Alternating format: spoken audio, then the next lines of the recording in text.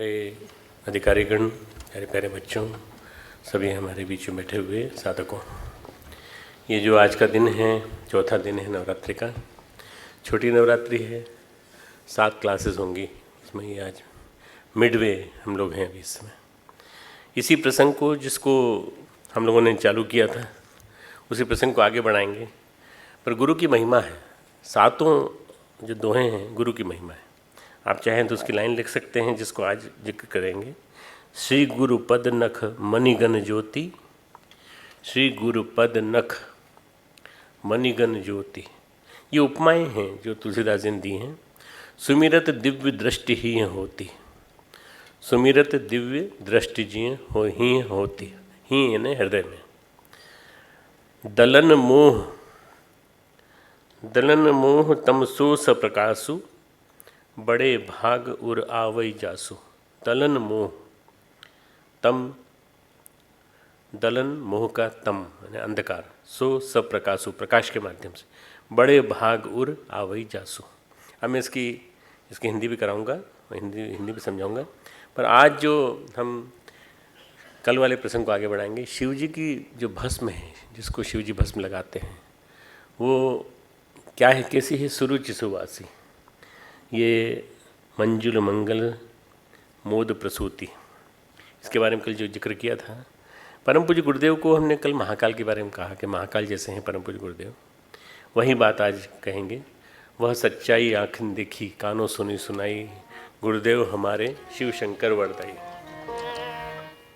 वह सच्चाई आँखन देखी, कानों सुनी सुनाई, वह सच्चाई आँखन देखी, कानों सुनी सुनाई, गुरुदेव हमारे शिव शंकर वरदाई, गुरुदेव हमारे शिव शंकर वरदाई। वह सच्चाई आँखन देखी, वह सच्चाई आँखन देखी, कानों सुनी सुनाई, गुरुदेव हमारे शिव शंकर वरदाई, गुरुदेव हमारे शिव शंकर वरदाई।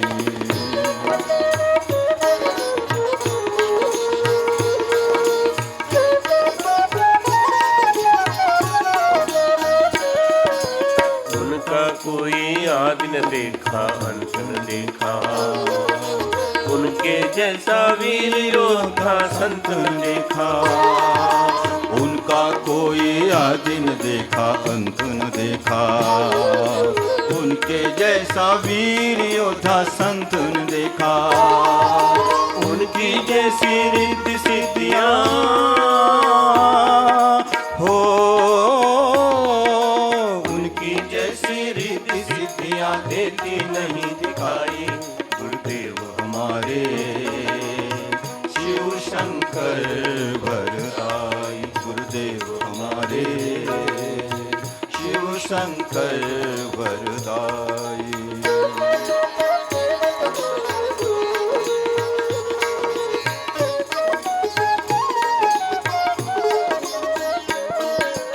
जनमानस की वे सकते थे देख न तेरा, असुर नाश का उनने स्वयं उठाया बीड़ा। जनमानस की वे सकते थे देख न पीरा, असुर नाश का उनने स्वयं उठाया बीड़ा। विषम वेदना जग की पीकर हो, विषम वेदना जग की पीकर उनने स्वयं पचाई, गुरुदेव हमारे शिव शंकर वरदाई, गुरुदेव हमारे शिव शंकर वरदाई।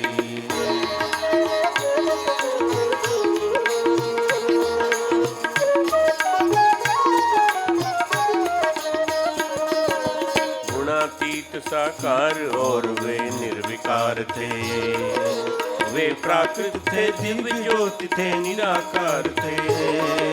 गुणातीत साकार और वे निर्विकार थे, वे प्राकृत थे, दिव्य ज्योति थे, निराकार थे।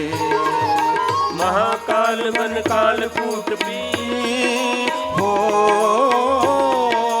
महाकाल बन काल कूट पी सबको सुधा पिलाई गुरुदेव हमारे शिव शंकर वरदाई गुरुदेव हमारे शिव शंकर वरदाई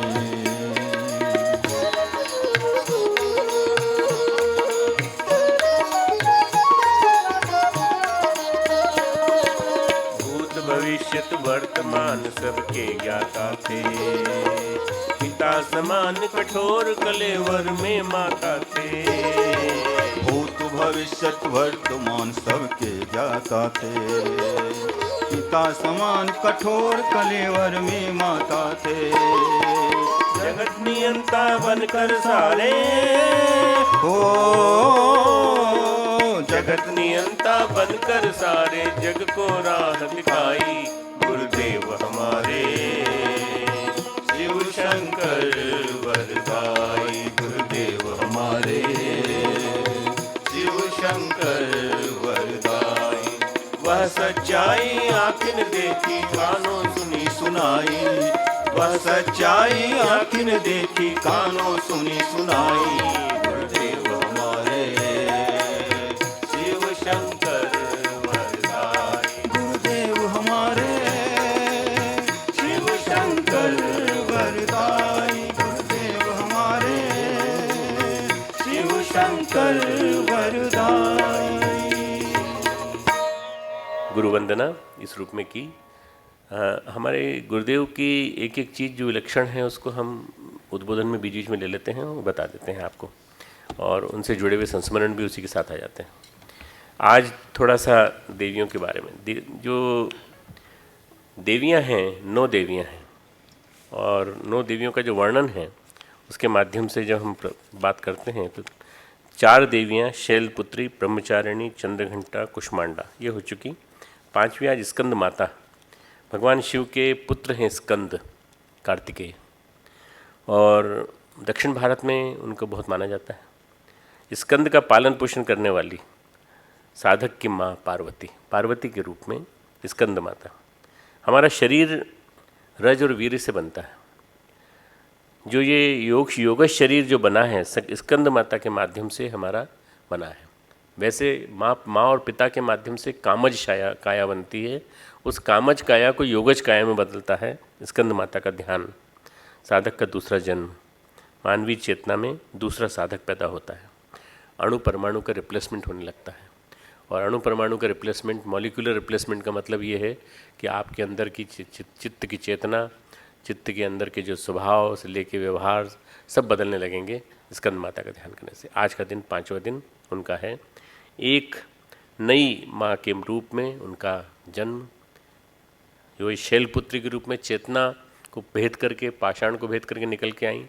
ब्रह्मचारिणी के रूप में कठोर तप किया उन्होंने, पत्ते खाकर रहीं। पार्वती के रूप में जन्मी। पहला नाद जो उन्होंने घंटे के रूप में सुना, उसके माध्यम से उन्होंने पहला अनुभव किया साधक की स्थिति में। और पिंड और ब्रह्मांड का जब उन्होंने ज्ञान किया, यत पिंडे तत् ब्रह्मांडे, तो कुष्मांडा के रूप में हमारे सामने आई। हमें भी यही ज्ञान वो कराती हैं। 5वां है स्कंद माता। आज का जो चौथा दिन है वो 5वीं देवी का दिन है। ठीक है, गायत्री मंत्र हमारे साथ साथ बोलेंगे। ओम भूर्भुवः स्वः तत्सवितुर्वरेण्यं भर्गो देवस्य धीमहि धियो यो नः प्रचोदयात्। ओम गुरुर्ब्रह्मा गुरुर्विष्णु गुरुरेव महेश्वरः गुरुः साक्षात् परब्रह्म तस्मै श्री गुरुवे नमः। अखण्डमण्डलाकारं व्याप्तं येन चराचरं तत्पदं दर्शितं येन तस्मै श्री गुरुवे नमः। मातृवत् लालयित्री च पितृवत् मार्गदर्शिका नमोस्तु गुरुसत्तायै श्रद्धा प्रज्ञायुता च योगपूर्णं तपोनिष्ठं वेदमूर्तिं यशस्विनं गौरवर्णं गुरुश्रेष्ठं भगवत्याः सुशोभितं कारुण्यामत्सागरं शिष्यभक्तादिसेवितं श्रीरामं सद्गुरुं ध्यायेत् तमाचार्य वरम प्रभुं, तमाचार्य वरम प्रभुं। गुरु गीता के माध्यम से ये 2 गुरु ध्यान जो हम करते हैं, गुरु गीता में ध्यान करते हैं, उसके मंत्र हैं, ध्यान के मंत्र। आज जो बालकांड की गुरु गरिमा है, चौपाई क्रमांक 3, उसमें हम लोग 5वें दोहे के बाद, जिस 5वें दोहे की हमने पहले दोहे की हमने चर्चा की थी, उसके बाद तीसरी चौपाई, श्री गुरु पद नख मणिगण ज्योति, सुमिरत दिव्य दृष्टि ही होती, दलन मोह तम सोस प्रकाशु, बड़े भाग और आवई जासु। कल वैराग्य की बात कर रहे थे। कल आपके सामने मैंने वैराग्य की बात कही। बहुत सारे लोगों को ये लगा होगा हमारा जीवन तो अभी चालू ही हुआ है, हमें डॉक्टर साहब अभी से वैराग्य क्यों सिखा रहे हैं? उनको वैराग्य करना है तो करें, कोई दिक्कत नहीं है। ऐसे कई लोग हैं जो क्लास में इसलिए नहीं आते हैं कि वैराग्य सुन लेंगे तो और दिक्कत हो जाएगी उनके जीवन में, बड़ी परेशानी आ जाएगी। वैराग्य की बात से मतलब है कि वैराग्य अपने चिंतन में आ जाए, हमारे अंदर चिंतन में कहीं किसी तरह से जो गलत चीज़ें आती हैं जिससे हमारी प्रगति रुकी हुई है, प्रगति का पथ खोलने के लिए वैराग्य की बात सुनाइए। शिव धारण करते हैं शमशान की भस्म, कल ये बताया था। गुरुचरण रज से अनुरक्ति होती है वैराग्य से। वैराग्य किससे? वैराग्य विषयों से, संसार की आसक्ति से, और जैसे जैसे मन प्रगाढ़ होता चला जाता है वैसे वैसे विवेक जागने लगता है। देखो, वैराग्य के माध्यम से विवेक जागता है। 2 ही चीज़ें हैं जो उद्धार कर सकती हैं हमारा, विवेक और वैराग्य। तो विवेक जागेगा तब जब पहले वैराग्य होगा, तब जाके विवेक जागेगा। नहीं तो विवेक के ऊपर तो दर्पण लगा हुआ है और उसके ऊपर मेल चढ़ा हुआ है, मन स्वच्छ होता चला जाता है। अब अगला चरण कहते हैं, वह प्रकाश जो गुरु चरणों में नख हैं उनकी ज्योति के रूप में प्रकाशित मणि की तरह से है। जिस प्रकाश से विवेक जागेगा वो प्रकाश उनके गुरु के चरणों के जो नख हैं, नाखून हैं, उसमें जो ज्योति हैं, ज्योतित मणियाँ हैं, ध्यान कर रहे हैं, हम भाव कर रहे हैं।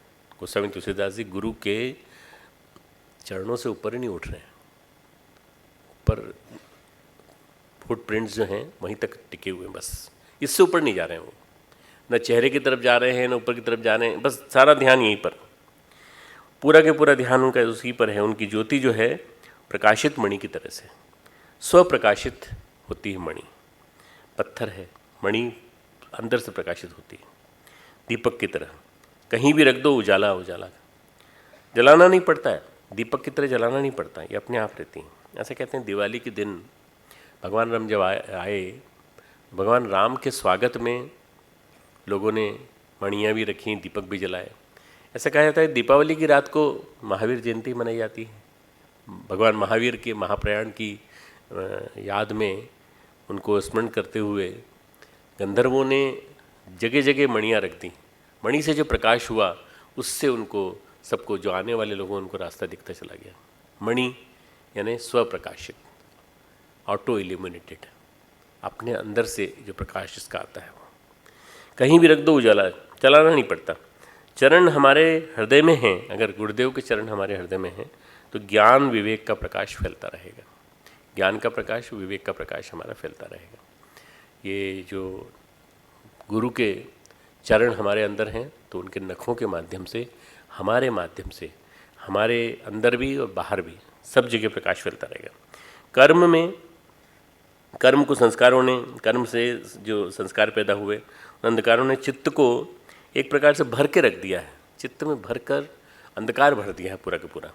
यदि गुरु चरणों को धारण कर लिया जाए तो चिंतन, चेतना, चरित्र, चित्त सब बदल जाएगा।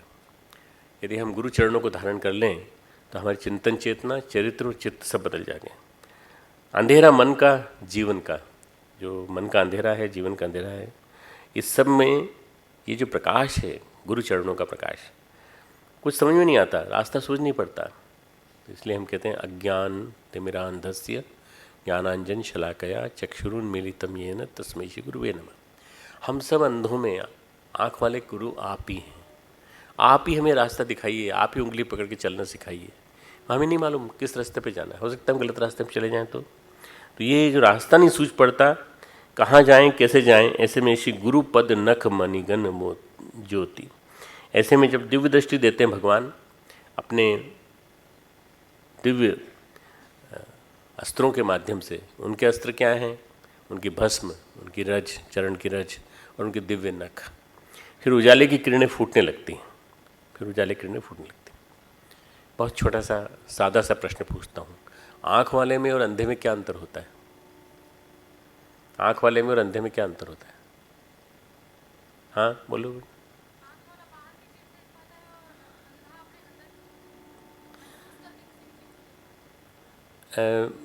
नहीं, वो बात नहीं, वो तो बहुत बाद में जब डेवलप होना चालू होता है ना तब।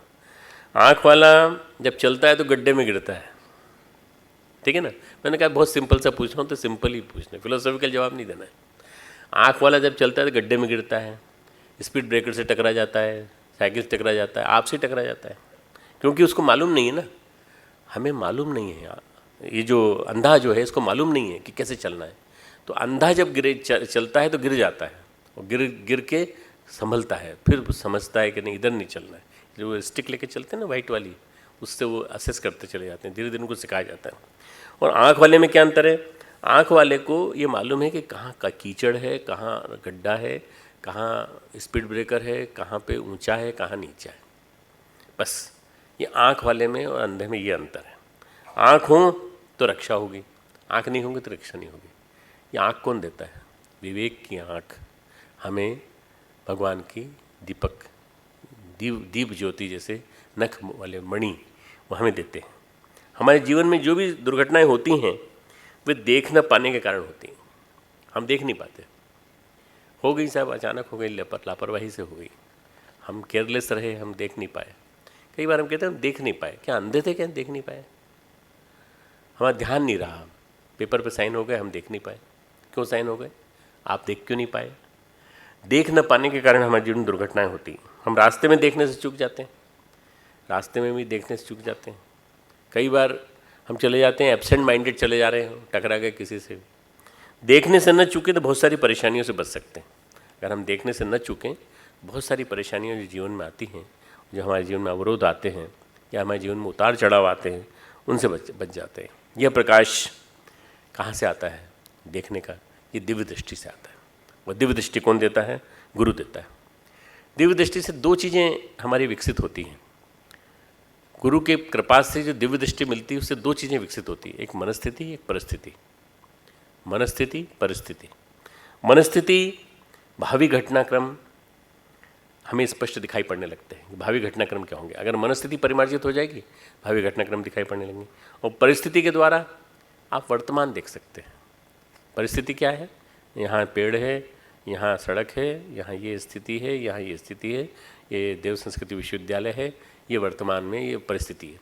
और मनस्थिति जो है भविष्य का मूल्यांकन भी करेगी, अतीन्द्रिय क्षमताओं का भी उपयोग करेगी और अनेक प्रकार से अनुमान लगा करके वो सोचेगी कि इसको कैसे कैसे करना चाहिए, काम को कैसे करना चाहिए। ये तब पता चलता है जब चित्त संस्कार दिखे। किन संस्कारों को जन्म दे सकते हैं, किन संस्कारों को हमारा चित्त जन्म दे सकता है और किन संस्कारों के माध्यम से हमारे जीवन में परिवर्तन आ सकता है, ये दिखाई देना मनस्थिति के माध्यम से संभव है। मनस्थिति के माध्यम से चित्त के संस्कारों का हम मूल्यांकन कर सकते हैं। कैसे होगा? इसके लिए दिव्य दृष्टि चाहिए। गुरु की दी हुई दिव्य दृष्टि हमें संस्कारों के माध्यम से शिक्षण देती है। इसके लिए गुरु चरणों का ध्यान करना पड़ता है। गुरुचरण का ध्यान शास्त्र ग्रंथों में बड़ा महत्वपूर्ण बताया गया है।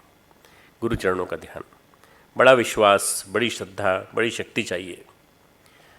अपना ईगो मिटा करके गुरु के चरणों में ध्यान केंद्रित करना, फिक्स करना, वहाँ लगा देना बहुत मुश्किल है। चित्त को संस्कारों से मुक्त करना आसान नहीं है। धीरे धीरे वो बड़ी कठिनाई से होता है, धीरे धीरे होता है, बड़ी कठिनाई से होता है। चित्त हमारा सहज रूप में स्वीकार नहीं कर पाता, किसी को भी स्वीकार नहीं कर पाता। इवन गुरु को स्वीकार करने में बहुत सारे हमारे बीच में बाधाएं आती हैं। संत एकनाथ के गुरु थे जनार्दन पंत। जनार्दन पंत के शिष्य थे संत एकनाथ। सिद्ध पुरुष थे। एकनाथ जी की भी और जनार्दन पंत दोनों की गणना उच्च कोटि के संतों में होती है। गुरु में बड़ा विश्वास रखना पड़ता है, तभी जाकर के कुछ हासिल होता है। एकनाथ जी ने कहा, आप अपने गुरु के दर्शन करा देंगे? जनार्दन पंत से कहा।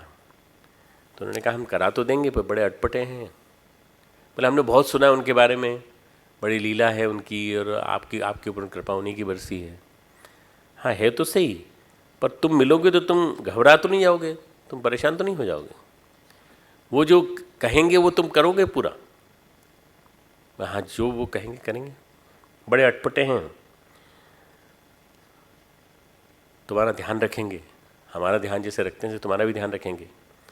एकनाथ से बोले, वन में लेकर गए, अरण्य था, गंभीर अरण्य, अंदर चले गए, भीषण वन, और भी भीषण भयंकर, हाथ को हाथ नहीं सूझ पड़ता ऐसा वन। एक खुला जंगल आया, बोले हमारे गुरु आएंगे, तुम ध्यान रखना। थोड़ी देर में देखा तो एक विचित्र सा व्यक्ति प्रलाप करता हुआ, कुत्तों से घिरा हुआ वहाँ आया और हंसा, विचित्र हंसी, और हंसा और बोला अपने शिष्य को भी लेके आया है क्या? मेरा शिष्य बनेगा क्या ये? कि तू अपना शिष्य बनाना चाहता है? मैंने नहीं, आपका शिष्य बनना चाहता है, ये मिलना चाहता था आपसे। अच्छा तुझे भूख लगी है? एकनाथ पंत बहुत लंबा जंगल पार करके आए थे, संत एकनाथ। उन्होंने कहा हाँ मुझे भूख लगी। उन्होंने कहा था जो प्रसाद देंगे वो ले लेगा, मना तो नहीं करेगा? नहीं आपका प्रसाद क्यों मना करेंगे? और इसके पहले वो कह चुके थे जनार्दन पंत कि जो गुरु दें वो ले लेना, मना मत करना। उन्होंने कहा हम तुझे आज ऐसी चीज़ का दूध पिलाते हैं जो तूने कभी सोचा भी नहीं होगा। किसको लेके आए थे वो? किनको लेके आए थे? कुत्ते और कुतियों को लेके आए थे। कुतिया का दूध पिलाया उन्होंने, दूध दुहा, दूध दुहने के बाद स्वयं उसका स्वाद चखा, और उसके बाद फिर सनातन जनार्दन को पिलाया, और उसके बाद एकनाथ जी से कहा, उनसे कहा एकनाथ को पिलाओ, इनको पिलाओ। उन्होंने चुपचाप कह दिया, उन्होंने पी जाओ, तुम बिल्कुल चिंता मत करो। दत्तात्रेय थे, स्वामी दत्तात्रेय, अवतार माना जाता है उनको। दत्तात्रेय का नाम सुना है? दत्तात्रेय थे अवधूत, वो थे, और वो लेके चलते थे अपने साथ। पहचानना बड़ा मुश्किल है गुरु को। एकनाथ को घटना के बाद बोध हुआ गुरु क्या होता है। गुरु वो होता है जो अपने चित्त में वैराग्य को प्रतिष्ठित करके चलता है।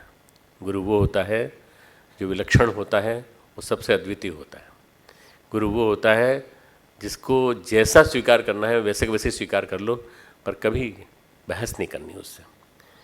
गुरु जब विवेक देता है, वैराग्य देता है, तो विवेक देता है। वैराग्य आज जनरली देखते हैं हम, वैराग्य आता ही नहीं है। जन्म जन्मांतरों के संबंध, संस्कार, सभी चित्त का मेल है। हमारे जीवन में ये इस मेल को धोने के लिए हमने कोई क्रम नहीं बनाया। जन्म जन्मांतरों के न जाने कितने जन्मों के संबंध हैं, चले आ रहे हैं। वही हमारे आज के गुस्से का कारण है, वही आज हमारे तनाव का कारण है, वही आज की हमारी पर्सनैलिटी के ट्रेट का कारण है। जो आज हमारा पर्सनैलिटी का जो स्वरूप बना है उसका कारण भी वही है। ये एक प्रकार का कीचड़ है, इसे धोना है, और इसके लिए गुरु चरणों को ध्यान में रखना पड़ता है। कि गुरु को यदि हमने स्वीकार किया है, सदगुरु को माना है, गुरु कीजिए जान कर, पानी पीजिए छान कर। तो गुरु को चुनने के पहले अच्छी तरह परख लो ना, क्या दिक्कत है आपको, क्या दिक्कत है? अगर आपने परख लिया तो कोई दिक्कत नहीं। जैसे भरत ने राम की पादुका रखी उन्हें गुरु मानकर, उसी तरह से आप भी उनको ध्यान में रखो, गुरु के चरणों को ध्यान में रखो निरंतर नियमित रूप से, तो आपको मिलता चला जाएगा। क्या मिलेगा? पहले मिलेगा वैराग्य, फिर मिलेगा विवेक। वैराग्य से दृष्टि साफ होगी, विवेक की चक्षु खुल जाएंगे, ज्ञान चक्षु खुल जाएंगे। एक शब्द है धारणा। धारणा शब्द का अर्थ क्या होता है? धारण करना, है ना? धारणासु इति धारणा।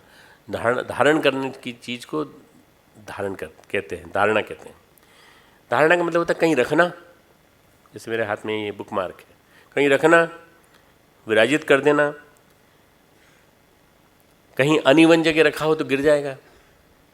किसी चीज़ को आपने रख दिया, जैसे पानी का गिलास है, दूध का गिलास है, घड़ी है, टेढ़ी रख दी। धारणा का मतलब है सही ढंग से रखना, अपने मन में किसी विचार को सही ढंग से रखना। अनिवन तो नहीं है जगह, ऐसे तो नहीं है, उबड़ खाबड़ तो नहीं है, मेली जगह तो नहीं है, गंदी जगह तो नहीं है, चित्त मेला तो नहीं है। धारणा हो तो शुभ हो, धारणा हो तो उज्जवल हो, ऐसी हो। हमारे चित्त की बनावट ऐसी उटपटांग चीज धारण कर लेंगे। क्या है उटपटांग चित्त में? क्या क्या है? बदला लेना, मेरा अपमान हो गया, राग पैदा कर लेना, जरूरत से ज़्यादा मोह, द्वेष पैदा कर लेना। ये हम जबरदस्ती की धारणाएं हमारी ये हैं। जबरदस्ती की उटपटांग चीज़ जो धारण कर लेते हैं, इनसे जब तक मुक्त नहीं होंगे तब तक चित्त साफ नहीं होगा। मैं बच्चों को कई बार बोलता रहता हूँ, कई बार कहता रहता हूँ, इन बातों को तुम महत्व देना। जितने भी हमारे अध्यापकगण बैठे हैं, हमारे फैकल्टी के मेंबर्स बैठे हैं, इनको मैं कहना चाहता हूँ कि हमारे जीवन में सबसे बड़ी जो प्रॉब्लम आती है वो आती है हमारे बायसेस, प्रेजुडिसेस, पूर्वाग्रह। और पूर्वाग्रह बनते हैं हमारे संस्कारों से, और संस्कार बनते हैं हमारे राग द्वेष से। हमारे जितने भी राग द्वेष पैदा होते हैं, किसी के प्रति हम धारणा बना लेते हैं, किसी के प्रति हम, जैसे हम कहते हैं ना, हम तुम्हारे मेरे प्रति उनकी धारणा ज़रा गलत है। धारणा हो गया ना शब्द, वहाँ चला गया ना धारणा। जबकि धारणासु शब्द क्या है? वो योग का क्या सूत्र है? धारणासु इति, हाँ, इति मनसः। धारणा धारण करने से मन में योग्यता आती है। ठीक है, धारणा जो है वो उटपटांग ना हो। धारणा कैसी हो? धारणा सही हो। विपरीत धारण कर लिया, चित्त की प्रकृति की विपरीत धारण कर लिया, अधोगामी चिंतन धारण कर लिया, तो फिर क्या होगा कि आपका मन मैला हो जाएगा, और मन जो है, चित्त जो है, उसमें कुछ संस्कारों की भारी भीड़ लगने लगेगी।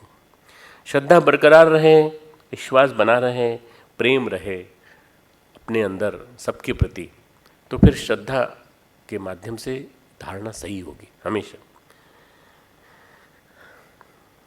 अभी हमारी यात्रा जो है अभी तक की कैसी रही, हमको थोड़ा एनालिसिस करना चाहिए थोड़ी सी। अभी तक की हमारी यात्रा कैसी रही? 24 साल के हो गए, 25 साल के हो गए, 26 साल के हो गए, कैसी यात्रा रही? क्या हमने कभी कोई गलत धारणा तो जीवन में नहीं उतार ली? लड़कों लड़कियों के बारे में, शिक्षकों के बारे में, महात्माओं के बारे में, संतों के बारे में, गुरुओं के बारे में, मेरे बारे में, डॉक्टर साहब के बारे में, किसी के बारे में गलत धारणा तो नहीं अपना लिया अपन ने। धारणा को पहले सही करना पड़ेगी। धारणा शब्द सही करने के बाद, धारणा का एंगल सही करने के बाद आपको फिर आगे मिलने का रास्ता चालू हो जाता है। फिर उसके बाद जब यात्रा आगे बढ़ती है तो चित्त जो है तदाकार होने लगता है धारणा के साथ।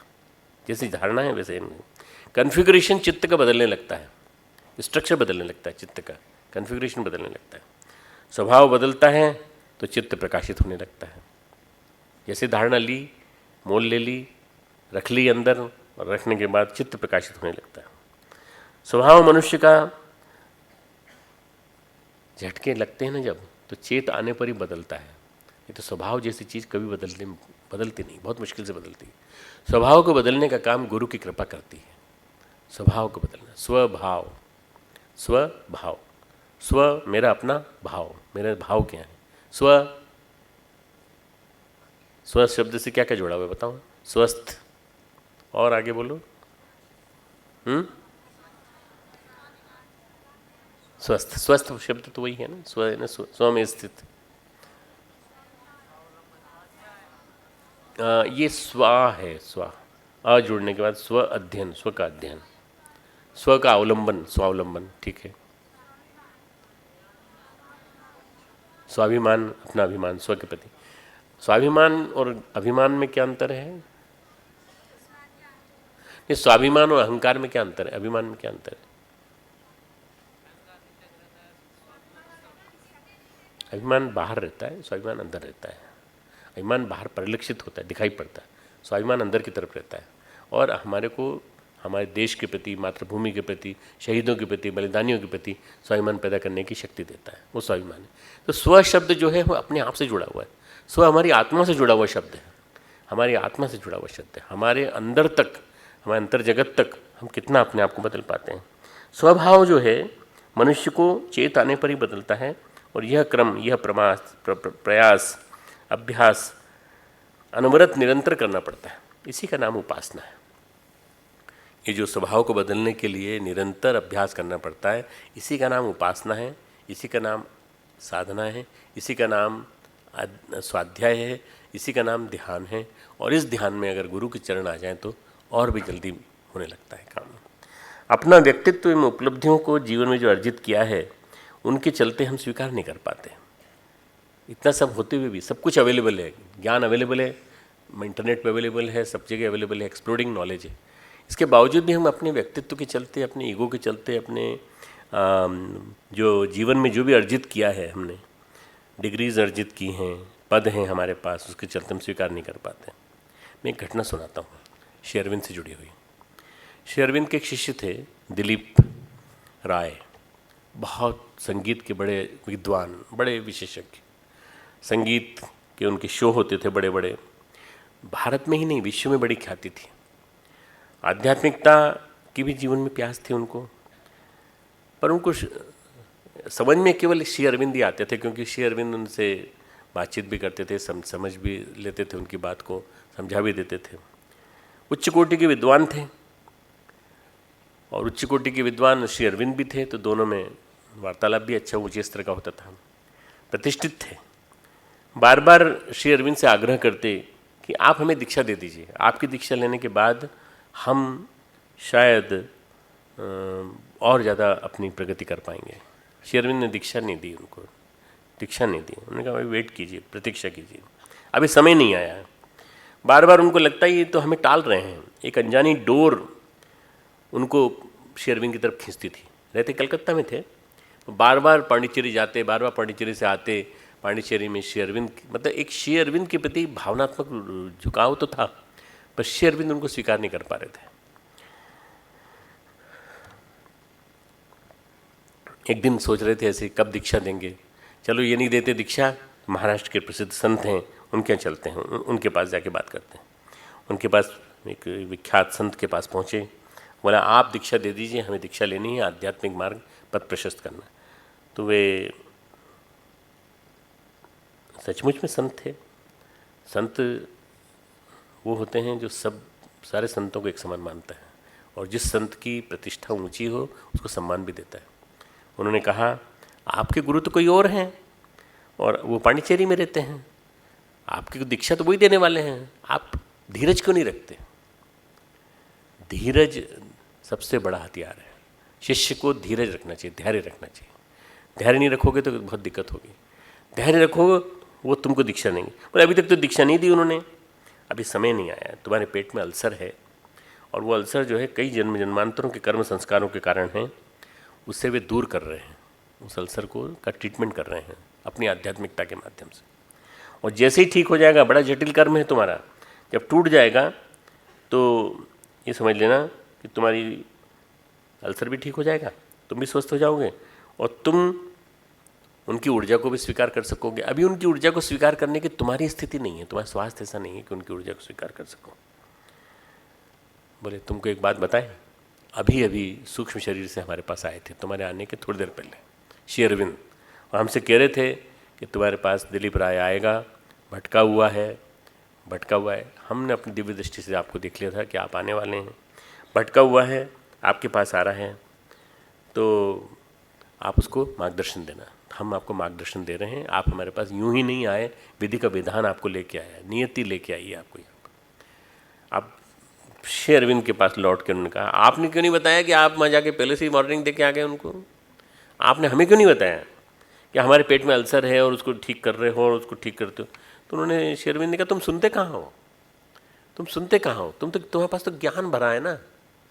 एक्चुअली क्या होता है, गुरु के और शिष्य के बीच में शिष्य का जो झूठा ज्ञान है या शिष्य का मिथ्या ज्ञान है, शिष्य का अहंकार है और अभिमान, ये आड़े आ जाता है, और कुछ नहीं। बस जब तक शिष्य समर्पित नहीं होगा तब तक गुरु दीक्षा नहीं देगा, तब तक गुरु स्वीकार नहीं करेगा। श्री अरविंद को अपना मित्र मानते थे वो।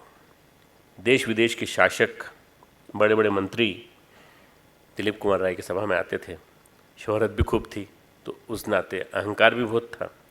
इस कुछ से ना कुछ होना पड़ता है, कुछ थे वो, इस कुछ से ना कुछ होना पड़ता है।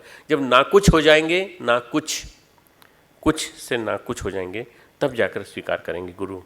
स्वीकारोक्ति तो हो अंदर से कि हम आपको स्वीकार करते हैं। दिलीप की समझ में आई बात, गए और उनसे श्री अरविंद से अपनी आप बीती कही, पूछा अभी कितनी कसर है? उन्होंने कहा थोड़ी सी और, ज़्यादा नहीं, थोड़ी सी और, थोड़े दिनों में हम तुमको दीक्षा दे देंगे। दीक्षा दे दी उन्होंने। पर दिलीप कुमार राय ने दीक्षा लेने के बावजूद भी श्री माँ को एक्सेप्ट नहीं किया। श्री माँ को स्वीकार नहीं किया उन्होंने। वो अकेले व्यक्ति थे जिनने श्री माँ को स्वीकार नहीं किया। काफ़ी दिन तक वो श्री माँ को मीरा मीरा कहते थे या मिसेस अल्फांसे कहते थे। उनके पति का नाम था अल्फांसे, मिसेस अल्फांसे कहते थे। वे भी बहुत प्रेम से रखती थी उनको अपने पास।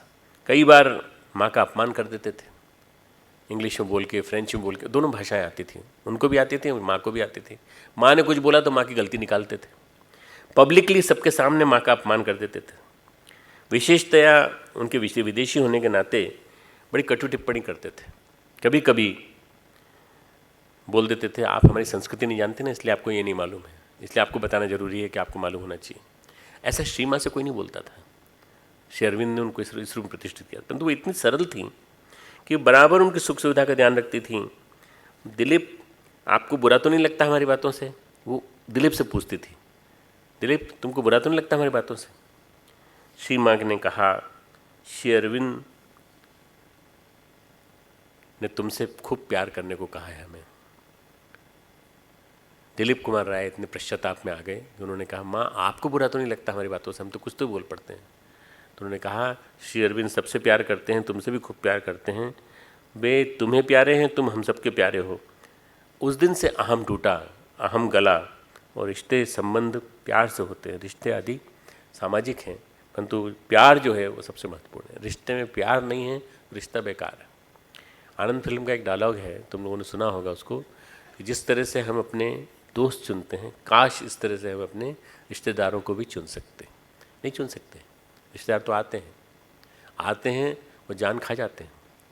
देवरानी सास की, सास देवरानी की, सास बहू की, किस तरह से मतलब रिश्ते हमारे ऐसे होते हैं जिनको निभाना पड़ता है, पर उन रिश्तों में प्यार क्यों नहीं आ पाता? प्यार इसलिए नहीं आ पाता कि प्यार बोना पड़ता है, प्यार के बीज बोने पड़ते हैं, तब जा कर के आता है। मित्रों, हम जब आए यहाँ पर शांति कुंज तो बहुत कोशिश की दीक्षा के लिए। गुरुदेव से कहा कि गुरुदेव विधिवत दीक्षा अभी तक नहीं हुई, आपसे हमें नहीं मिली। जैसे तो आपने इतनी बार दीक्षा दिलाई, हम यूँ अंगूठा लेके बैठ गए, पर ऐसे लेके बैठने से तो नहीं होगा। आप हमको दीक्षा दीजिए, और दीक्षा कहीं भी दीजिए। आप कार्यकर्ताओं को दे रहे हैं, उसमें आप बता दीजिए कि आज दीक्षा दे रहे हैं, उसमें तुम भी बैठो। आपने अभी तक नहीं कहा। परिव्राजकों को दीक्षा दी जा रही थी नीचे, और ब्रह्मदंड ऊपर से दिए जा रहे थे। 1978-79 की बात होगी, 79 की। मैंने वहाँ से, गुरुदेव मेरे पास आए, मेरे पास आके देख रहे थे नीचे से, हम लोग लिख रहे थे, खिड़की में से देख रहे थे नीचे, जहाँ आज एक शेड बना हुआ है कंप्यूटर रूम के सामने, शेड बना हुआ है ना, जहाँ तुम लोग खड़े होते हो। समझ में आया कि नहीं तुमको? एक कलर्ड शेड है ना, उस कलर्ड शेड के नीचे नौकुंडी यज्ञशाला बनी थी। उस यज्ञशाला में परिवाजक संस्कार चल रहा था, चरय वेती। मैंने कहा गुरुदेव से, गुरुदेव मैं परिवाजक बनने जा रहा हूँ, परिवाजक की दीक्षा लेने जा रहा हूँ, और तुम वही करोगे जो मैं कहूँगा, और कुछ नहीं करोगे। तो बोले, मैं करूँ क्यों? आपने तो मुझे गुरु, आप तो मेरे गुरु है ही नहीं, आपने मुझे गुरु दीक्षा दी नहीं। बोले धैर्य रखो, धैर्य रखो। मैं 78 में आया था। 81 में शिवरात्रि के एक दिन पहले रात में उन्होंने बताया माता जी को कि कल सारा सामान तैयार करवा देना। माता जी ने सारा सामान तैयार कर दिया। मिश्रा भाई साहब, शिव प्रसाद मिश्रा जी ने मेरे को और जीजी को गुरुदेव की पूजा कक्ष में 81 में दीक्षा दिलाई। धैर्य रखने से विधिवत दीक्षा मिलती है। पूरा 2.5-3 घंटे का कर्मकांड गुरुदेव ने कराया। उसके बाद मेरे जीवन में मैच्योरिटी आई, मेरे जीवन में उस मिशन को समझने की परिपक्वता उसके बाद आई। 3 साल तक वेट कराया, 3-4 साल तक वेट कराया। उसके पहले हम ये मान बैठे थे अपने आप को कि शायद गुरुदेव वैसे हमको मिल गए हैं और शायद हम चले भी जाते, शायद दीक्षा नहीं मिलती या दीक्षा का आश्वासन नहीं मिलता तो हम चले भी जाते, परंतु नहीं, वो मैच्योर हो रहा था संस्कार, धीरे धीरे प्रबल हो रहा था। विवेक का प्रकाश धीरे धीरे मध्यम था, बढ़ता चला जा रहा था, बढ़ता चला गया गुरु कृपा से। एक बार मैंने गुरुदेव से पूछा कि गुरुदेव ध्यान किसका करना चाहिए? तो गुरुदेव ने कहा तुम सुबह सुबह आते हो तो तुम क्या करते हो? मैंने कहा मैं आपके चरण स्पर्श करता हूँ, माता जी के चरण स्पर्श करता हूँ।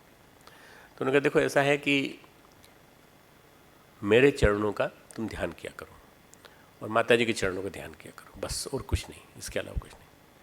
और तुमको अगर कोई संदेह हो तो रामायण के प्रथम 2-3 पन्ने उठा के देख लेना। इन पन्नों को उठा के देखा, पन्ने पढ़े, तब मुझे समझ में आया कि क्यों कहा है। दिव्य गुरु जो होते हैं वो सही मार्गदर्शन देते हैं, बिल्कुल टू द पॉइंट मार्गदर्शन।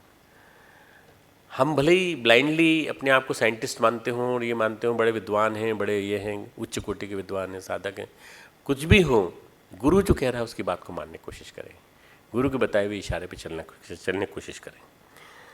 परम पूज्य गुरुदेव के जीवन में कई तरह के लोग आए। परम पूज्य गुरुदेव की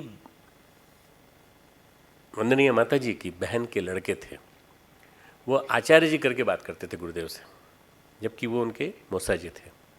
और कभी मौसा जी बोल देते थे, कभी उनका नाम था सत्तो भैया नाम था, सत्य प्रकाश जी। बड़े विद्वान मानते थे अपने आप को, बैंक के मैनेजर थे केवल, परंतु वो कभी कभी अपमानित भी कर देते थे गुरुदेव पब्लिकली। हम लोग उनसे बहुत नाराज़ रहते थे। जब भी तपोभूमि जाते वो मिलते, वो क्योंकि मेरी शादी तो हो ही चुकी थी उनके परिवार में, तो वो मुझे वो उस नाते सम्मान देते थे कि हमारा बहन के पति हैं ये। बाकी उसके अलावा उनके मन में कभी कोई सम्मान की बात नहीं आई। शांतिकुंज के प्रति उनके मन में कोई सम्मान नहीं था, तपोभूमि के प्रति कोई सम्मान नहीं था। गुरुदेव को मित्र मानते थे, गुरुदेव से मित्र मान करके बातें करते थे। मैंने एक दिन पूछा गुरुदेव से, मैंने कहा गुरुदेव इनके लिए आपके मन में कभी गुस्सा नहीं आता? बोले क्यों गुस्सा क्यों आएगा, हमारा कोई चेला है कोई हमारा? अरे ये तो ऐसे ही घुसाया रिश्तेदार है, न जाने कितने जन्मों का संस्कार होगा, इसका आ गया है, रिश्ते में घुस गया है, चला जाएगा, ऐसे ही चला जाएगा, यही चला जाएगा। बड़ी दुर्गति हुई उनकी, बहुत दुर्गति हुई। कई तरह के ऑपरेशन हुए, कई तरह की दिक्कतें आई। इन्हें साथ रहते हुए भी श्री राम शर्मा आचार्य जी आप कैसे हैं, हे शर्मा जी आप कैसे हैं, मौसा जी आप कैसे हैं, इस तरह से बात करते थे। और किसी तरह से, और कभी उन्होंने सम्मानपूर्वक बात नहीं की। ये जो मैंने बात बताई ना, इसलिए बताई कि गुरुजी को हम दोस्त मानते हैं कि गुरुजी को अपना आराध्य मानते हैं। गुरु को अपना आराध्य मानना चाहिए, गुरु को अपना मित्र नहीं मानना चाहिए। गुरु हमको मित्र बना ले वो बात अलग है, पर गुरु को अपना मित्र नहीं मानना चाहिए। मैं जिन दिलीप कुमार राय की बात कह रहा था, उनका जीवन आहार बदलने लगा दीक्षा के बाद। वे धारण कर पाए, इसके बाद श्री माँ के और श्री अरविंद के शिष्य हो सके। इसके बाद उनके जीवन में सहज रूप में ड्रामाटिस्ट तो थे ही, ड्रामा करते थे, पूरे कोरियोग्राफी करते थे, बड़े सुंदर काव्य जो दूसरे होते थे उनका उनका काव्यांकन करते थे। पर उनके अंदर काव्य की शक्ति आ गई, पैदा हो गई, कविता लिखने लगे बंगाली में। और दिव्य दृष्टि जब मिलती है तो इसी तरह से आती है कि फलश्रुति अच्छी मिलने लगती। बहुत सारे आंतरिक अवरोधों को गुरु तोड़ता है, गुरु आंतरिक अवरोधों को तोड़ता है। जब मैं आया तो मेरे मन में बहुत अहंकार था, मेरे अंदर जो अहंकार था वो मेरी MD की डिग्री का था। मेरे अंदर जो अहंकार था वो मेरी पढ़ाई का था। पढ़ाई के अलावा ये था कि औरों से मैं ज़्यादा पढ़ा लिखा हूँ, और जितने भी हैं यहाँ पे उनसे।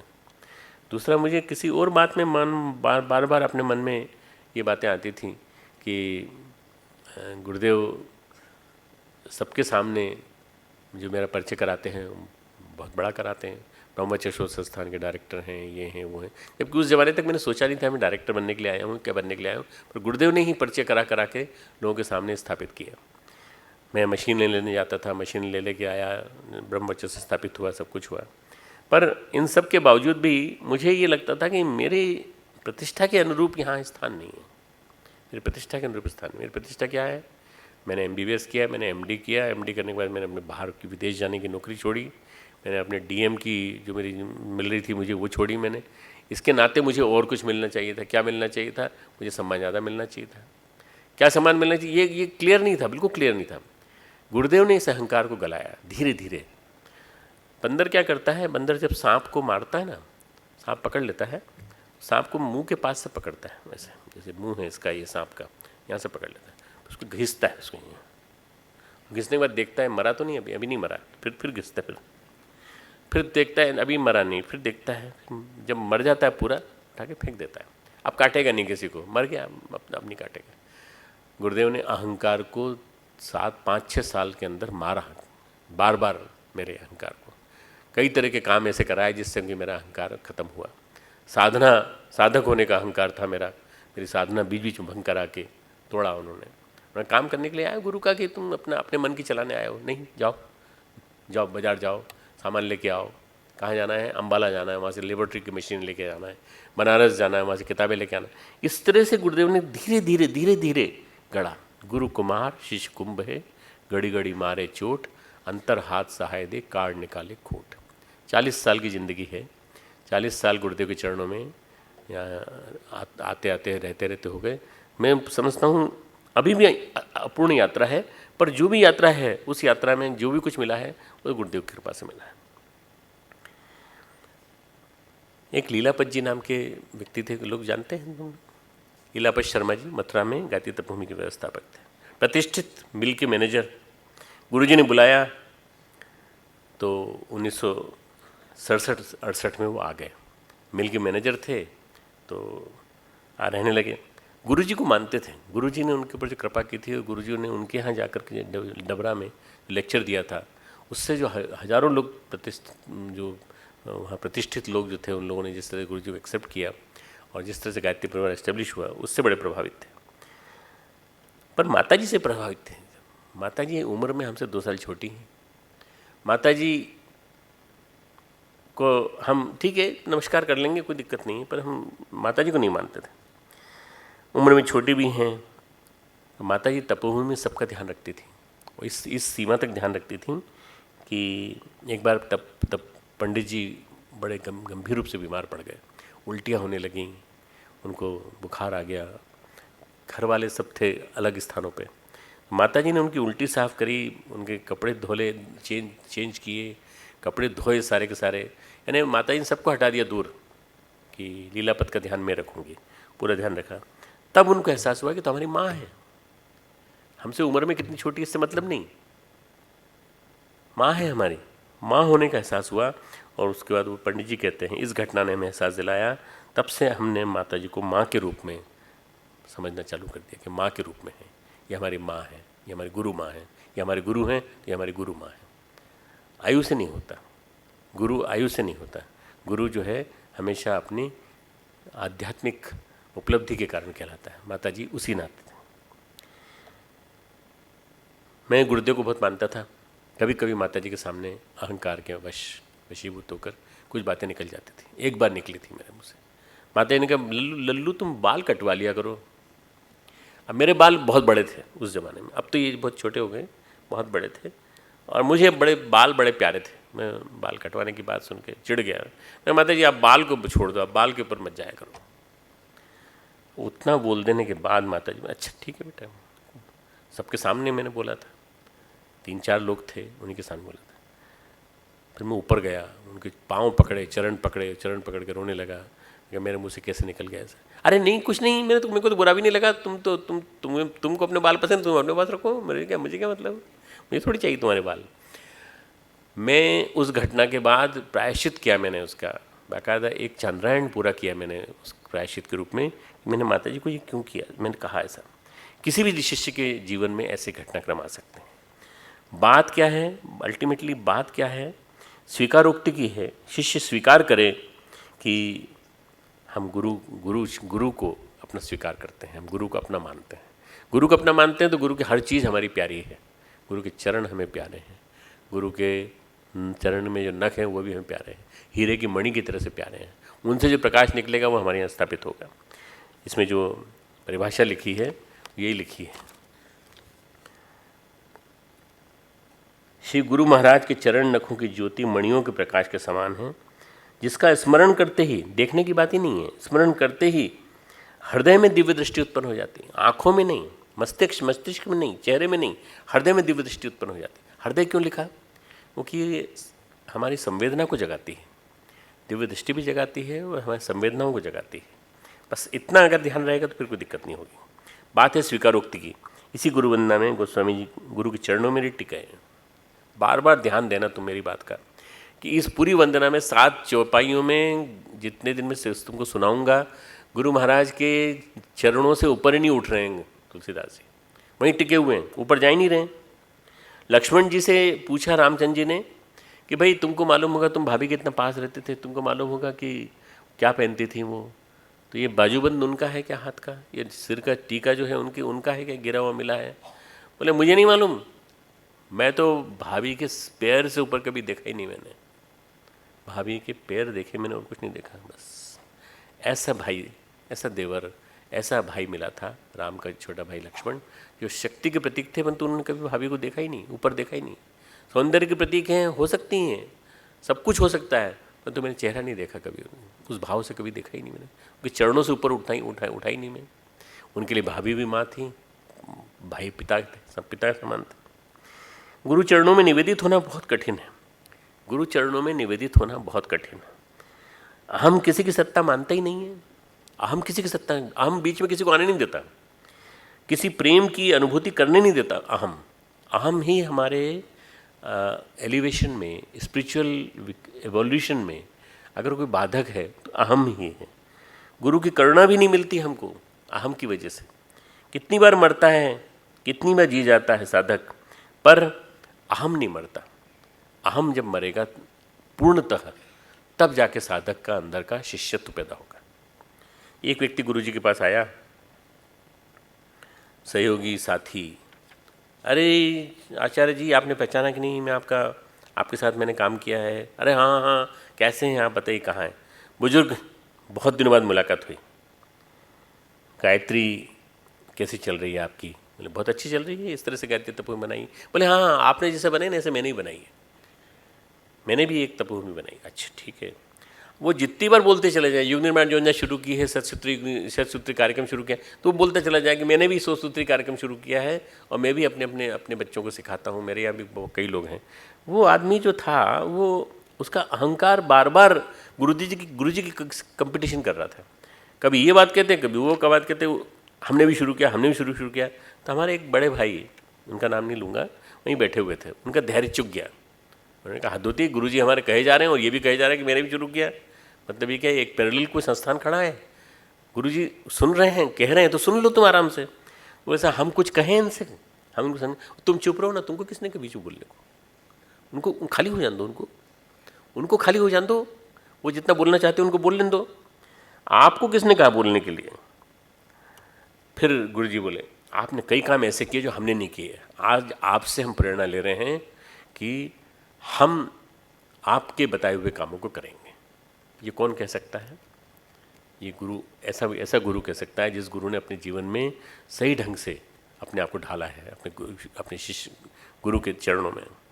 अहंकार को प्रतिद्वंदिता, प्रतियोगिता, पराजित करना बड़ा अच्छा लगता है। अहंकार को प्रतिद्वंदिता अच्छी लगती है, बड़ा मज़ा आया, कुछ आपसे मिले, कुछ वार्तालाप हुआ, कुछ बातचीत हुई, पता चला कि हाँ आप भी कुछ हैं, हम भी कुछ हैं भाई, हमारी भी हैसियत है, आपकी भी कुछ हैसियत है। हाँ हाँ ठीक है, आपसे बड़े हम हैं तो कोई बात नहीं, हमसे बड़े आप हैं तो कोई बात नहीं, हम आपके बराबर हो जाएंगे। प्रतियोगिता बहुत पसंद आती है, पराजित करना बहुत अच्छा लगता है, प्रतिद्वंदिता अच्छी लगती है, उन्हें प्रतिष्ठा बहुत अच्छी लगती है। ये प्र शब्द से मैंने प्रतियोगिता, प्रतिद्वंदिता, पराजित करना और प्रतिष्ठा, 4 चीज़ें बताई। ये जो है ये बाधक है। ऐसे लोग दुनिया में बहुत सारे हैं। सम्मान विभिन्न प्रकार से पोषण करता रहता है अहम का। अहम को नहीं अच्छा लगता विश्वास, समर्पण, शिष्यत्व, अहम को नहीं अच्छा लगता। जब तक अहम है तब तक शिष्यत्व नहीं आ सकता, इसलिए अहम का जाना बहुत जरूरी है। तो अहंकारी को गुरुपद नख ज्योति नहीं मिलती, अहंकारी को नहीं मिलती, और वो जो दिव्य प्रकाश नहीं मिलेगा तो कैसे आगे बढ़ेगा। दिव्य दृष्टि नहीं मिलेगी। अहंकार शिष्यत्व में बाधक है, शिष्यत्व की प्राप्ति में अहंकार बाधक है। और विभूति, सम्मान, प्रतिष्ठाएं मिल सकती हैं, तुमको पद्मश्री मिल सकता है, पद्म विभूषण मिल सकता है, पर अहंकार के कारण तुमको वो सम्मान, जनता का सम्मान नहीं मिल सकता। गुरुदेव को भले ही पद्म विभूषण न मिला हो, पद्मश्री नहीं मिला हो, भारत रत्न न मिला हो, पर गुरुदेव को जो सम्मान करोड़ों व्यक्तियों का मिला, वो और कोई कैसे अर्जित कर सकता है। एक बार गुरुदेव बैठे थे बाहर वरांडे में, बात कर रहे थे, और हमारे डॉक्टर साहब थे, वो डॉक्टर ओपी शर्मा जी, वो उनके सामने बैठे हुए थे। 81-82 की बात होगी, शुरू में पहली बार आए थे, पहली दूसरी बार आए थे। तो गुरुदेव से वो कह रहे थे कि गुरुदेव आपको पद्मश्री मिलना चाहिए, गुरुदेव को पद्मश्री मिलना चाहिए। अरे प्रणव सुनो, मैं गुरुदेव ने मेरे को बुलाया, आओ इधर आओ, बैठो यहाँ बैठो। ये क्या कह रहा है मालूम है? ये भी डॉक्टर है। ये कह रहा है कि मुझे पद्मश्री मिलनी चाहिए, तुम्हारा क्या ओपिनियन है इस बारे में, तुम्हारा क्या है दृष्टिकोण? मैंने कहा गुरुदेव लाखों पद्मश्री भी मिल जाएं तो आपके बराबर नहीं हो सकती, आप भारत रत्न के बराबर, आप भारत रत्न से भी ऊंचे हैं। भारत रत्न क्यों, आप तो विश्व के लिए आपने जन्म लिया है। तो गुरुदेव ने कहा देखा, तुम्हारी दृष्टि जब प्रणव जैसी परिमार्जित हो जाएगी तब तुम्हारा शिष्यत्व जागृत होगा। तुम ऐसा समझने की कोशिश करो, उस तरह समझने की कोशिश करो, मुझे समझने की कोशिश करो, मैं कौन हूँ, मेरी बात को समझ लोगे तब पता चलेगा। अहंकार को शिष्यत्व में बड़ी बाधा आती है। लंबा इंतजार करके स्वीकार करता है ऐसे व्यक्ति को गुरु, नलिनीकांत के लिए सहज रूप में मिल जाते हैं। नलिनीकांत तो सब कुछ करने को तैयार है, सब कुछ करने को तैयार है, सुबह से लेकर शाम तक जो गुरु ने कहा वो करने को तैयार है। पर दिलीप राय नहीं तैयार होते, तो श्री अरविंद उनको नहीं मिलते। सामाजिक प्रतिष्ठाएं बाधक बनते हैं। सामाजिक प्रतिष्ठा, तो आपको मालूम नहीं है हम कौन हैं, बस ये जो आपने कहना चालू कर दिया ना गुरु के सामने, आपको मालूम नहीं है हम कौन हैं। मैंने पहली बार कहा था आपको मालूम नहीं है कि मैं एमडी हूँ। मैं तब कहा था जब मैंने गुरुदेव से कहा, गुरुदेव आपके यहाँ का माली बड़ा बेकार है, सारी की सारी बेल लटकती रहती हैं और नीचे गिरती हैं, और वहाँ उन कुंजों में साधना करने वाले जो बैठते हैं वो सब गाली देते हैं और सब गलत बातें बोलते हैं। बोले अच्छा ऐसा, तुमसे शिकायत की किसी ने? मैंने कहा नहीं, मैं खुद बैठता हूँ वहाँ पे कुंज में, तो वहाँ वो कहते हैं कि कुंज जो है उनको कोई मेंटेन नहीं करता। तो गुरुदेव ने कहा तुम मेंटेन कर लो, पर एक बात सुन लो, हमारे यहाँ कोई माली नहीं है। जिसको तुम माली कह रहे हो वो एक कार्यकर्ता है हमारा, और वो कार्यकर्ता हमारा बहुत प्रिय है, हमारा सबसे ज़्यादा प्रिय कार्यकर्ता है। क्योंकि शुरू में जब हम आए शांति कुंज तो उसने हमारे साथ ईंटें ढोई हैं। एक झोले में ईंटें भर के हम लाते थे, एक झोले में ईंटें भर के वो लाता था। इस तरह से तो हमने ये शांति कुंज का पहला सामने का हिस्सा बनाया है। और तुम कह रहे हो उसको माली नहीं है वो, आज से उसको सम्मान देना चालू करो, और ऐसा करो तुम उन बेलों को क्यों नहीं काट सकते? तो मैंने कहा ठीक है। अब मैं गुस्से में आ गया। अहंकार अहंकार को जब चोट पहुँचती है ना तो गुस्सा आता है।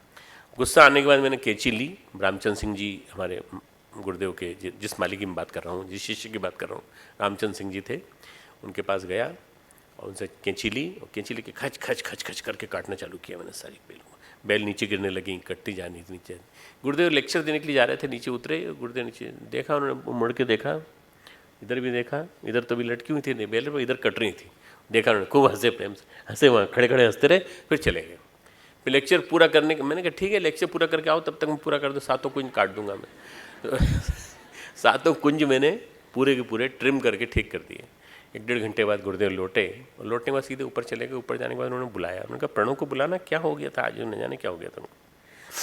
तो ऊपर बुलाया मुझे और मुझसे कहा कि भाई क्या हो गया था तुमको?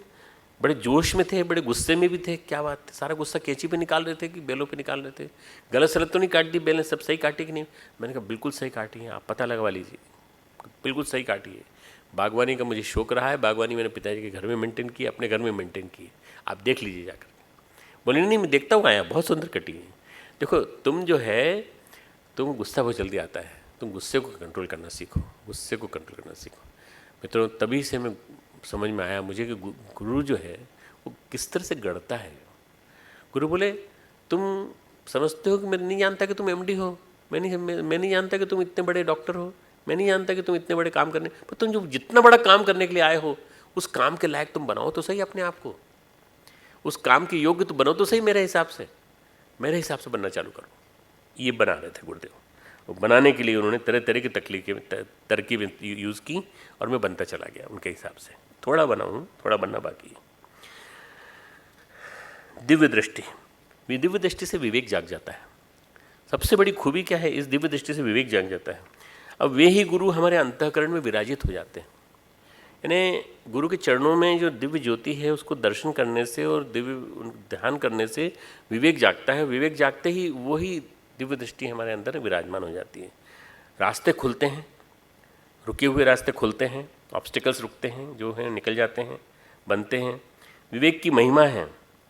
तो हमें क्या मिलता है? आगे अगला पद है, दलन मोह तम सो सप्रकाशु, बड़े भाग उर आवई जासु। अंधेरा छटने लगता है मोह का अंधकार छटने लगता है। थोड़ी देर पहले मैं अहम की बात कर रहा था कि अहम सबसे बड़ा बाधक है। दूसरा बाधक है मोह की खास बात यह है कि भावनाओं को बांटता है।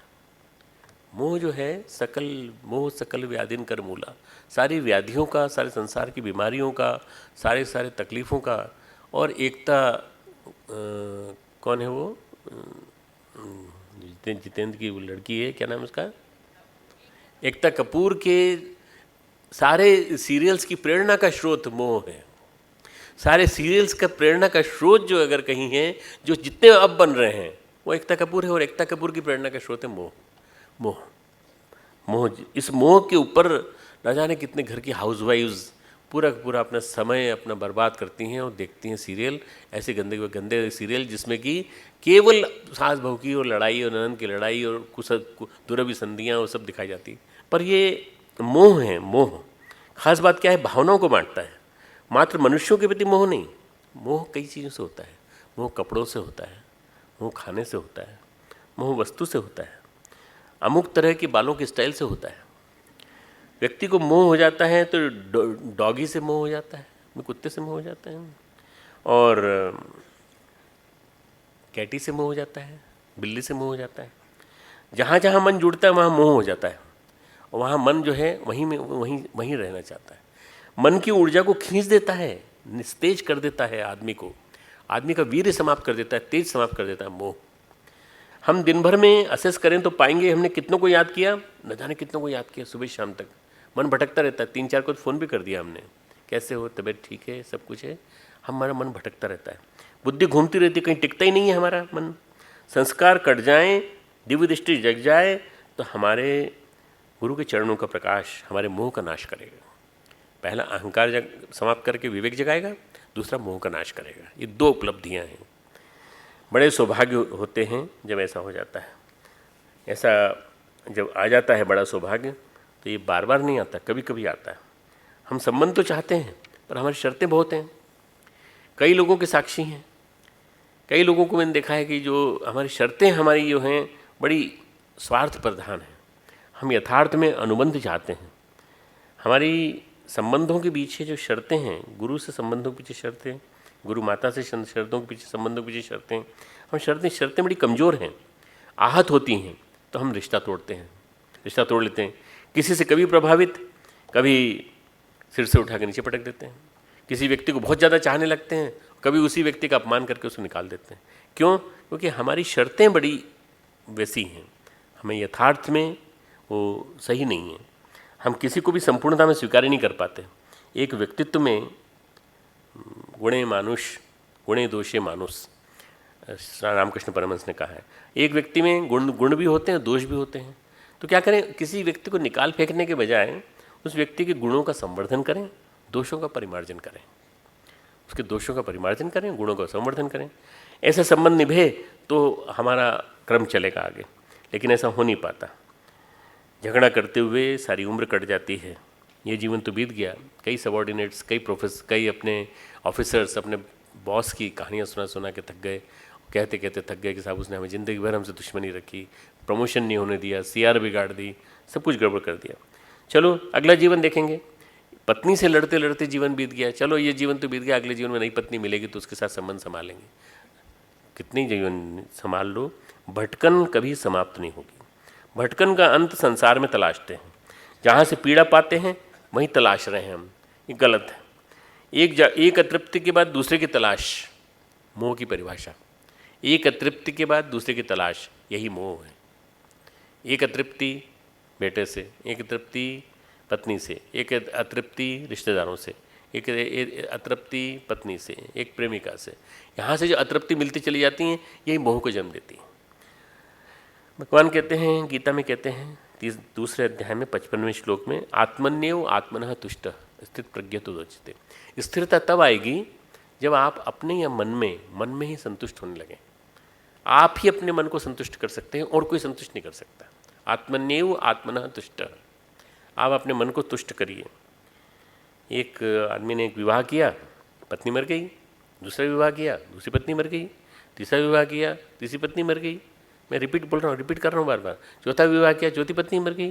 5वां विवाह किया, 5वीं पत्नी मर गई। 6ठा विवाह किया, वो भी मर गई। अब उसकी लाश बाहर रखी हुई थी, उसकी लाश बाहर रखी थी, ले जाने के लिए सब गांव वाले आए। भाई कितना दुर्भाग्यशाली है, 5 पत्नियां पहले मर गई, 6ठी यहाँ मरी रखी है। न जाने क्या होता है, इसका दुर्भाग्य है, इसके जीवन में पत्नी सुख नहीं लिखा है। लोग तो गांव वाले इसी तरह से बात करते हैं। तो उसको ढूंढो भी कहाँ है, चलना है, अब गंगा जी तक जाना है और अपने को जलाना है। तो ढूंढा तो नहीं मिला, दरवाज़ा अंदर से बंद। तो ऐसा तो नहीं कि कहीं कुछ गड़बड़ आत्महत्या वगैरह कर ली उसने। तो क्या होता है, गांव के मकान में चारों तरफ से तो मकान बना होता है और बीच में दालान होता है, वरांडा होता है। तो ऊपर से चढ़े और चढ़ कर के वो दालान में कूदे, वरांडे में कूदे, और उन्होंने देखा कि वो तो रोटी खा रहा है, बासी रोटी 1 दिन पहले की। क्यों भाई, तुम रोटी खा रहे हो, तुमको शर्म नहीं आती? तुम्हारी पत्नी बाहर पड़ी हुई है, मरी हुई। अरे वो तो मर गई, उसको तो, पर मेरे को क्यों मार रहे हो भाई? मैं इतनी दूर गंगाई तक जाना पड़ेगा, वापस लौट के आएंगे, हमको तो एक्सपीरियंस है 5 बार का, 6ठी बार भी हम भूखे नहीं मरना चाहते। एक मरी, 2 मरी, कितनी दूर ले जाओगे? खा ले तो कम से कम भूखे तो नहीं मरेंगे हम। हमें भूखे मत मरने दो। बड़ी विचित्र स्थिति है, बड़ी विचित्र स्थिति। जो भी करते हैं हम भटकते हैं। हम में से 90% लोग जो हैं वो इन चीज़ों से ग्रसित हैं, पर इनमें से 90% चीज़ें टाली जा सकती हैं। 90% चीज़ें अपने जीवन से टाली जा सकती हैं। हम अपने समय का सदुपयोग करना चालू करें, तप, सेवा, परम प्रार्थना, जो संसार का बता रहा हूँ, संसार का उपयोग, तप, सेवा, साधना, कला, शिक्षण, अंतर का परिमार्जन आदि में करने में समय का उपयोग करें। और ये जीवन निकल गया, ठीक है, एक दिन का ब्यौरा लीजिए पूरे से, सुबह से लेकर शाम तक क्या क्या किया, सारा निरर्थक में बीत गया। निरर्थक में मज़ा आता है हमको, सार्थक चीज़ें उबाऊ होती हैं। निरर्थक में मज़ा आता है, सार्थक चीज़ें उबाऊ होती हैं। अगर तुमसे कोई कहे कि आधा घंटा, 1 घंटा, 1.5 घंटा गीता की क्लास होने वाली है, सुनो, अगर मैं कहानी नहीं सुनाऊँ और तुमको दर्शन सुना दूँ, तुम लोग सब बोर होकर चले जाओगे, निकल जाओगे यहाँ से। मैं कहानी क्यों सुनाता हूँ? कहानी के माध्यम से रोचक बनाता हूँ और इसको पैलेटेबल बनाता हूँ, ताकि तुम्हारे अंदर प्रविष्ट हो जाए। उदाहरणों के माध्यम से गीता का ज्ञान अंदर चला जाएगा, वैसे नहीं जाएगा। आदमी निरर्थक चीज़ें क्या करता है? तम्बाकू खाता है, पान खाता है, गुटखा खाता है, च्युइंगम खाता है, च्युइंगम चबाता रहता है। क्या मज़ा आ रहा है भाई इसमें? क्या स्वाद है आपको? खत्म हो गया स्वाद थोड़ी देर पहले। रिलैक्स फीलिंग होती है, रिलैक्स फीलिंग होती है थोड़ी सी। निरर्थक चीज़ों में आनंद आने लगता है, सार्थक चीज़ों में आनंद नहीं आता है। सार्थक चीज़ों में आप थोड़ी देर, एक घंटे तो छोड़ो साहब, 15 मिनट में नहीं मन लगता माला में, एक माला में मन नहीं लगता हमारा। लोग कहते हैं आके माला में मन नहीं लगता, क्या करें? उस समय आपकी कल्पनाएं जो हैं दौड़ लगाने लगती हैं, आपका मन को आप ढीला छोड़ देते हो। मन को कसो, विवेक के चक्षु खोलो, गुरु के चरणों में ध्यान लगाओ। ध्यान लगाने के बाद मन तुम्हारा लगने लगेगा, माला में तुमको रस आने लगेगा। गुरुदेव ने कहा हमने गायत्री साधना की तो हमको इतना ज़्यादा रस आने लगा कि बस आनंद आ गया। जैसे ही आदमी के जीवन में ये सब कुछ होने लगता है, तो वैसे वैसे सब बदलने लगता है। नवरात्रि में संकल्प ले लिया धोखे से, अब चाहें तो कैसे जाएं, वापस तो जा नहीं सकते। शांति कुंज आ गए, 27 माला करना मुश्किल, हाथ पैर में दर्द हो रहा है, खाना भी नहीं खा रहे हैं, केवल शाम का खाना नहीं बन रहा, सुबह का बन रहा है, लगता है बुखार आ जाएगा। तरह तरह के बहाने अंदर से पैदा होते हैं। जैसे ही अनुष्ठान खत्म होता है, उसके बाद संकल्प लेते हैं मन में, हरिद्वार जाके चाट खाएंगे हर की पेड़ी पे। ये अनुष्ठान समाप्त हो जाए 9 दिन का, उसके बाद अंतिम दिन जिस दिन जाएंगे उस दिन चाट खाएंगे। मैं जब मथुरा में अनुष्ठान करने आता था 5 दिन के, मैंने 4-5 अनुष्ठान किए हैं गुरुदेव के चरणों में रह के। और मेरे साथ एक गार्ड साहब आते थे उज्जैन से, और मैं दोनों, हम लोग मतलब पूर्णाहुति का समय सवाल ही नहीं था, 4थे-5वें दिन पूर्णाहुति। हम रोज़ शाम को जब गुरुदेव का लेक्चर समाप्त हो जाता था और आरती हो जाती थी, उसके बाद हम जमुना तट पे जाते थे और वहाँ खुरचन खाते थे, दूध की खुरचन, मलाई की खुरचन। तो गुरुदेव को पता चल जाता है। तीसरे दिन गुरुदेव ने पूछ लिया तो कैसी लगी मथुरा की खुरचन तुमको? अरे मैंने कहा गुरुदेव आपको कब पता चल गया? बोले तुम तो अनुष्ठान कर रहे हो ना। मैंने कहा गुरुदेव अनुष्ठान में एक समय खुरचन, एक समय आपका भोजन। गुरुदेव ने कहा ऐसा साधक नहीं देखा हमने भाई। मेरे को लगता है कि वो 18 साल की 17-18 साल की उम्र थी, तो 17-18 साल की उम्र में गुरुदेव ने उस चीज़ को स्वीकार कर लिया। शायद इसीलिए इतना डिले किया उन्होंने हमारे दीक्षा को, कि दीक्षा के लिए तैयार होने, मैच्योर होने के लिए टाइम लगेगा थोड़ा सा। अंधेरे के कारण, मोह के कारण, मोह के अंधे के कारण, मोह के तमस जो है ना, लिखा हुआ है, ये बहुत सही वाक्य है। दलन मोह, दलन दल शब्द से क्या बनता है? दलन से क्या बनता है? दलिया बनता है ना, दलिया। दल, गेहूं को दलने से क्या बनेगा? दलिया। मोह को दलोगे तो क्या बनेगा? अज्ञान मिटेगा। कितना बढ़िया शब्द यूज किया तुलसीदास जी ने। मोह को दलन मोह तमसो स प्रकाशो, इससे प्रकाश आएगा, तुम्हारे जीवन में प्रकाश आएगा। कितना सुंदर शब्द यूज किया इन्होंने। बड़े भाग उर आवई जासो, अगर ये हृदय में आ जाए, इससे बड़ा भाग्य और कुछ नहीं हो सकता, ये बोल रहे हैं। जो अंधकार मोह का विचार, वृत्तियाँ, गलत भाव जो हमारे अंदर आ गया है, ये निकलते चले जाएं तो घोर निकृष्ट आनंद के स्रोत जो हैं वो समाप्त हो जाएंगे और सुकृति हमारे जीवन में आ जाएगी। निकृष्टता में जो सुख मिलता था वो घोर मोह का सुख था। शुद्ध जो इसमें श्रेष्ठता में सुख मिलता है, जो मोह के दलन के माध्यम से जो सुख मिलता है, गुरु चरणों का ध्यान करने से सुख मिलता है, उससे जो आनंद आता है, सौभाग्य उससे बड़ा नहीं। करके तो देखो, जीवन बदल जाएगा। ये आरती के पहले एक छोटा सा एक प्रयास किया है। एक बालक है जो मेरे साथ ऊपर ही बैठा हुआ है, उसने लिखा है, जो चौपाइयाँ हैं इनका भाव, ज्योति होत मणियों जैसा, गुरु के पगनख कमल हैं ऐसे, दिव्य दृष्टि मिल जाती उनको, सुमिरन जो निष्ठा से करते, अंधकार भ्रम मोह मिटाए, गुरु का चरण प्रकाशित ऐसा, उर्मे गुरु चरणों को ध्याएं, बड़ भागी मणि दीपक जैसा। ताली बजाओ इसके लिए। राजकुमार खड़े, राजकुमार ने लिखा है, हमारे पीछे जो बैठा हुआ है इसने। रामायण की आरती के लिए आ जाओ, रामचरितमानस की आरती करेंगे। ओम यम ब्रह्म वेदांत विदो वदन्ते परमं प्रधानं पुरुषं तथान्ये, विश्वोद्गते कारणमीश्वरं वा, तस्मै नमो विघ्नविनाशनाय। ॐ यं ब्रह्मा वरुणेन्द्र रुद्रमरुतः स्तुवन्ति दिव्यैस्तवै, वेदै साङ्गपदक्रमोपनिषदे गायन्ति यं सामगान्, पश्यन्ति यं योगिनो यशान्तं न विदुः सुरासुरगणा। देवाय तस्मै नमः, देवाय तस्मै नमः। आरति श्री रामायण जी की, आरति श्री रामायण जी की, कीरति कलित ललित सिय पी की, कीरति ललित ललित सिय पी की। गावत ब्रह्मादिक मुनि नारद, गावत ब्रह्मादिक मुनि नारद, वाल्मीकि विज्ञान विशारद, वाल्मीकि विज्ञान विशारद। सुख सनकादि शेष अरु शारद, सुख सनकादि शेष अरु शारद। वरनि पवन सुत कीरतनी की, वरनि पवन सुत कीरतनी की। आरति श्री रामायण जी की, आरति श्री रामायण जी की। गावत वेद पुराण अष्टदश, गावत वेद पुराण अष्टदश। छौ शास्त्र सब ग्रंथन को रस, छौ शास्त्र सब ग्रंथन को रस। मुनिजन धन संतन को सर्वस, मुनिजन धन संतन को सर्वस। सार अंश सम्मत सब ही की, सार अंश सम्मत सब ही की। आरति श्री रामायण जी की, आरति श्री रामायण जी की। गावत संतत शंभु भवानी, गावत संतत शंभु भवानी। अर्घट संभव मुनि विज्ञानी, अर्घट संभव मुनि विज्ञानी।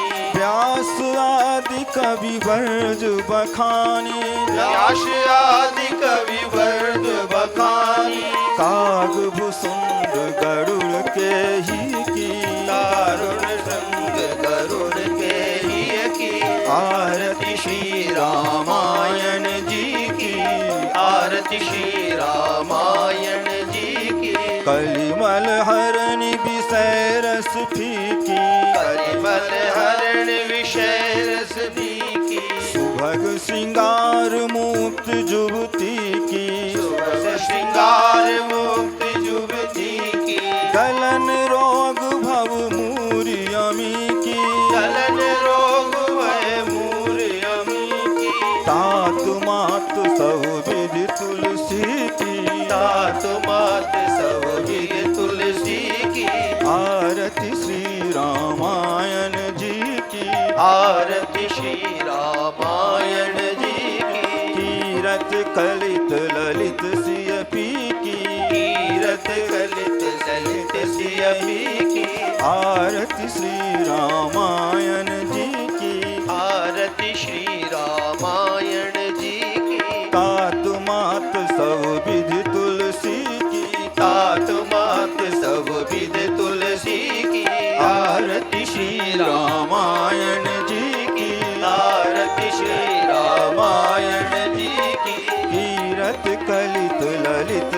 पीकी कीरति ललित सलित सिय पीकी आरती श्री रामायण जी की आरती श्री रामायण जी की